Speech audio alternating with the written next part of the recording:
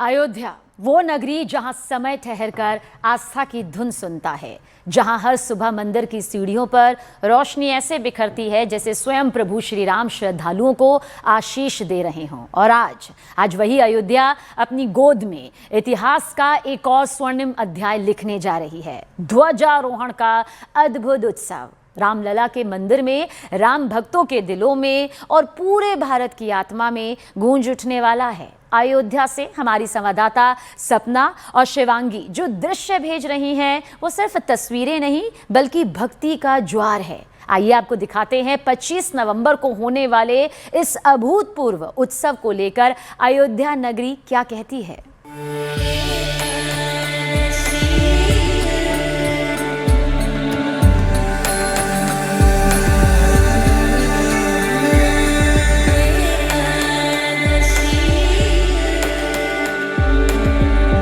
अब मंदिर पर लहराएगा मेरा भगवा प्यारा, राम राज फिर आएगा हमारा तुम्हारा, तुम्हारा हमारा। जहां हर सांस में प्रभु श्री राम का नाम घुला हो। यहाँ की हवा में भक्ति है, यहाँ की मिट्टी में इतिहास है और यहाँ आने वाला हर भक्त एक अजीब सी शांति महसूस करता है। रामलला के दरबार की ओर बढ़ते कदम सिर्फ रास्ता नहीं तय करते, वो इंसान के भीतर सोई हुई श्रद्धा को जगा देते हैं। अयोध्या सिर्फ एक शहर नहीं है, वो भाव है जो दिल को नम कर देता है और आत्मा को स्पर्श कर जाता है। अयोध्या नगरी ध्वजारोहण के लिए तैयार हो चुकी है। 25 नवंबर के दिव्य और भव्य आयोजन की ऐसी अलौकिक तैयारियां चल रही हैं जिन्हें देखकर श्रद्धा और भक्ति का सागर उमड़ता है। महिलाओं का समूह, सिर पर सरयू जल से भरे कलश, कदमों में विनम्रता और नजरों में भावनाओं का उफान। वे अपनी कथा के लिए निकल रही हैं, पर रास्ते भर के गीतों में अयोध्या की बदली हुई तस्वीर गूंजती है। आप व्यास हैं, आप ही के द्वारा बांची जाएगी कथा, तो जरा हमें बताएं कि कितना आपको बदला हुआ स्वरूप अयोध्या का दिखाई देता है। पहले की अयोध्या में आज की अयोध्या में जैसा लगता है भगवान का राम, जरा हमें किसी चौपाई में बता दें। जैसे जेहि दिन राम जन्म श्रुति गावहीं और तीर्थ सकल तहाँ चले वावहीं। ऐसे भावुक होकर के हमारे अयोध्यावासी, हमारे नगर के वासी और यहाँ के हमारे अच्छे जरा हमें कुछ गुनगुना कर दिखा। प्रधानमंत्री के रूप में आए। उनकी आंखें नम हैं, पर मुस्कान चमकती है। वे कहती हैं, हमने ऐसी अयोध्या कभी नहीं देखी। सोचा नहीं था कभी कि ऐसा होगा यहाँ पे। ऐसा होगा। अयोध्या देख के कैसा लगता है? बहुत अच्छा, बहुत। कभी सोचा नहीं था। कभी सोचा नहीं। अयोध्या से हैं आप लोग? हाँ, यहीं के प्रॉपर यहीं के अयोध्या के। अब पहले की अयोध्या और अब की अयोध्या में अंतर है, बहुत अंतर है। यहाँ राम रक्षा स्तोत्र की पंक्तियां हवा में तैरती हैं और श्रद्धालुओं के मन में शांति की नदी उतर आती है। ये सिर्फ अनुष्ठान नहीं, उस युग की वापसी सा लगता है जहां धर्म, धैर्य और करुणा का शासन था। आयोजन में किसी भी तरह की बाधा ना हो, इसके लिए एड़ी चोटी का जोर लगाया गया है। 25 नवंबर को पीएम मोदी भी आने वाले हैं, इसलिए चप्पे चप्पे पर पैनी नजर है। जब प्रधानमंत्री नरेंद्र मोदी यहाँ पर होंगे, जो कार्यक्रम है वो आप सबको पता है, लेकिन उससे पहले सुरक्षा के चौक चौबंद इंतजाम। इसीलिए आप देखिए कि गेट नंबर 11 के आगे, क्योंकि यहीं से प्रधानमंत्री नरेंद्र मोदी को अंदर दाखिल होना है, उसमें देखिए कैसे यहाँ पर सुरक्षा के इंतजाम चेक किए जा रहे हैं। जितने भी पॉट होल्स हैं उन तक को ओपन करवा के देखा जा रहा है। यूपी पुलिस यहाँ पर मौजूद है। देखिए जैसे ये आप देखिए, ये गेट के ठीक सामने ये इस तरीके का एक कुआं बना हुआ है, उसको भी पूरा खोल के देखा जा रहा है और ये पूरी चेकिंग की जा रही है।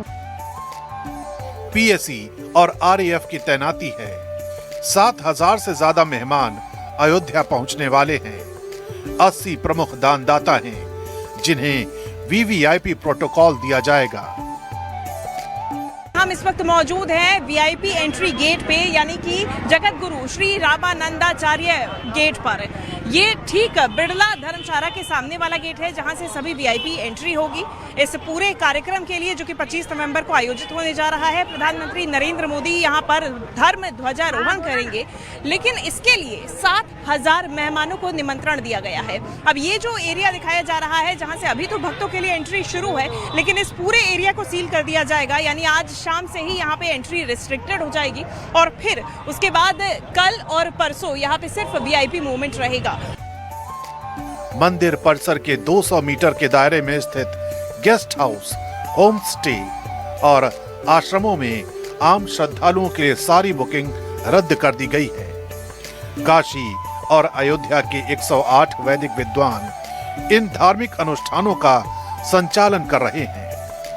ये उत्सव संतों के लिए क्या महत्व रखता है, इसे ऐसे ही समझा जा सकता है कि हनुमानगढ़ी के महंत राजू दास 500 वर्षों के संघर्ष की कहानी बताते हुए रो पड़ते हैं।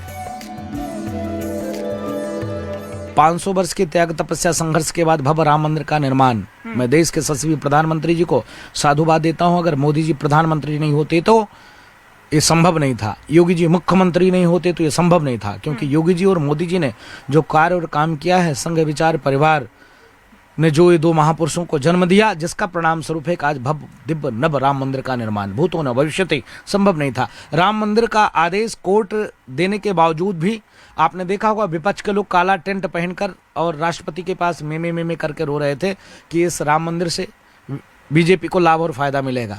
क्या राम बीजेपी के हैं? क्या भगवान राम किसी एक दल, किसी एक पार्टी, किसी एक संप्रदाय के? राजू दास की आंखों से बहते हुए आंसू सिर्फ किसी संत की भावनाएं नहीं, 5 सदियों के तप, संघर्ष और प्रतीक्षा की गवाही है। वो कहते हैं कि रामलला का आज का वैभव उन अनगिनत भक्तों का फल है जिन्होंने बिना थके, बिना रुके आस्था का दीप जलाए रखा। उनके कांपते शब्दों में जिस पीड़ा और गर्व का संगम है, वही अयोध्या की असली आत्मा है, जिसे आज पूरा भारत अपने दिल में महसूस कर रहा है। राम जन्मभूमि तीर्थ क्षेत्र ट्रस्ट के महासचिव चंपत राय इस शुभ घड़ी की पूरी कहानी बताते हैं। ये शुभ पर्व है, शुभ पक्ष है। राम जन्मभूमि मंदिर पर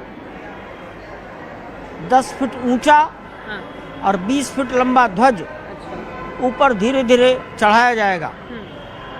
माननीय प्रधानमंत्री जी नरेंद्र भाई मोदी, माननीय सरसंघ चालक राष्ट्रीय स्वयंसेवक संघ डॉक्टर मोहन भागवत, उत्तर प्रदेश की माननीय राज्यपाल महोदया और मुख्यमंत्री जी इस अवसर पर उपस्थित रहेंगे। अनेकों जनप्रतिनिधि उपस्थित रहेंगे। 25 नवंबर का ये उत्सव सिर्फ एक दिन नहीं, ये सदियों से चली आ रही राम भक्ति की पूर्णता है। अयोध्या आज दीपों से नहीं बल्कि लाखों दिलों की भावनाओं से चमक रही है। रामलला के दरबार में होने वाला ध्वजारोहण उन सभी भक्तों की प्रार्थनाओं का उत्तर है जो पीढ़ियों से इस पल का इंतजार कर रहे थे।